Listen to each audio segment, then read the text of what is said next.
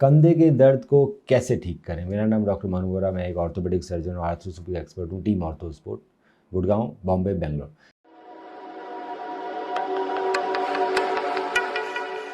सो दोस्तों, कंधे का दर्द बड़ा कॉमन है, तो आखिर इसको कैसे ठीक कर सकते हैं, कैसे पता लगा सकते हैं क्या प्रॉब्लम है और घर बैठे बैठे इसे कैसे ठीक कर सकते हैं।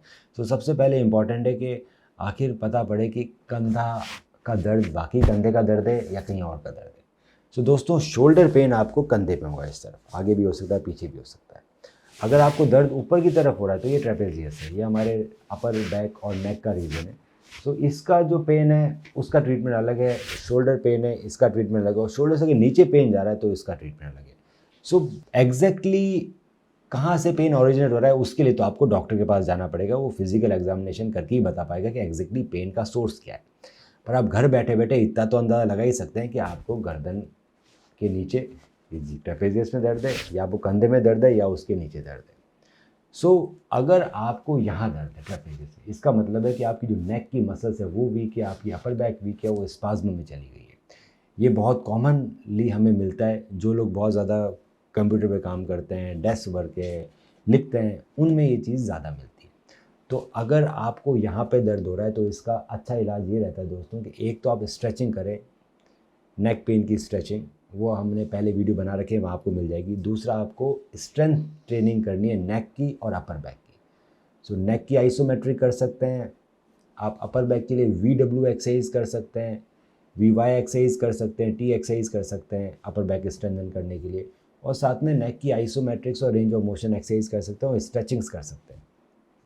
इससे धीरे धीरे आपके नेक का और ट्रेपेजियस का पेन हल्का हल्का कम होने लगेगा, और अगर रेगुलर एक्सरसाइज कर रहे हैं तो वो बिल्कुल ठीक हो जाएगा। अगर आपको शोल्डर में पेन हो रहा है तो इसके 2-3 रीज़न रह सकते हैं। जो पहला कॉमन रीज़न है वो है फ्रोजन शोल्डर। क्या पेन के साथ साथ आपको रेस्ट्रिक्टेड मूवमेंट भी है, उठ नहीं रहा, वो पूरा नहीं उठा पा रहे। ये ओल्डर एज में ज़्यादा होता है, डायबिटीज़ है उनमें ज़्यादा होता है, चोट लगने के कारण भी हो सकता है। सो इसमें भी आपको 2 तरह की एक्सरसाइज करनी है। पहले रेंज ऑफ मोशन एक्सरसाइज करनी है ताकि आपका शोल्डर खुले। सो बहुत सारे तरह की रेंज ऑफ मोशन एक्सरसाइज है, हमने ऑलरेडी बना रखी है वीडियोस के अंदर, आप पुराने वीडियोस कंसल्ट कर सकते हैं। दूसरी होती है स्ट्रेंथ ट्रेनिंग, रोटेटर कफ की strength training. Range of motion के साथ साथ हमेशा आपको स्ट्रेंथ ट्रेनिंग भी करनी है शोल्डर की, मेनली इंफ्रास्पाइनेटस को फोकस करते हुए, क्योंकि बहुत सारे लोगों में इंफ्रास्पाइनेटस वीक मिलती है। पर सिर्फ इंफ्रास्पाइनेटस को फोकस नहीं, हमें इंफ्रास्पाइनेटस भी मजबूत चाहिए, हमें सुप्रा भी चाहिए, और हमें सब स्कैपुलर भी मजबूत चाहिए।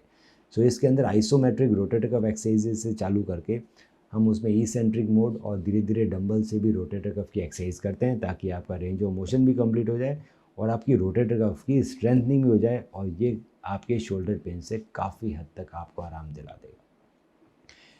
अगर आपका शोल्डर पेन नीचे की तरफ आ रहा है तो वो भी एक तरह का रेडिकुलर पेन है जो आपके नेक से आ रहा है, तो इसमें भी हमें फोकस नेक और अपर बैक की एक्सरसाइज में करना पड़ेगा, जिससे हमें रेडिकुलर पेन कम हो। इसके बाद भी अगर आपका पेन ठीक नहीं हो रहा है दोस्तों, इन सब एक्सरसाइजेस करने के बाद भी, तो आपको एक डॉक्टर से मिलना है। हो सकता है वो आपकी MRI या कुछ और इन्वेस्टिगेशन कराए, MRI शोल्डर की भी हो सकती है और नेक की भी हो सकती है। उसके बेसिस पे डिटरमाइन किया जाएगा आखिर पेन का ओरिजिन कहाँ से है, और उसको ठीक करने की कोशिश की जाएगी। एक्सरसाइजेज सबसे इम्पॉर्टेंट है, 99% लोगों में पेन जो होता है वो एक्सरसाइजेज से ठीक हो सकता है। अगर आपको और कुछ भी डाउट है तो आप हमें अपनी MRI भेज सकते हैं, और उसकी डिटेल में स्टडी करके मैं बताऊंगा कि कौन सी एक्सरसाइजेज से आपको कितना बेनिफिट मिलेगा और हम कैसे घर बैठे बैठे ठीक हो सकते हैं।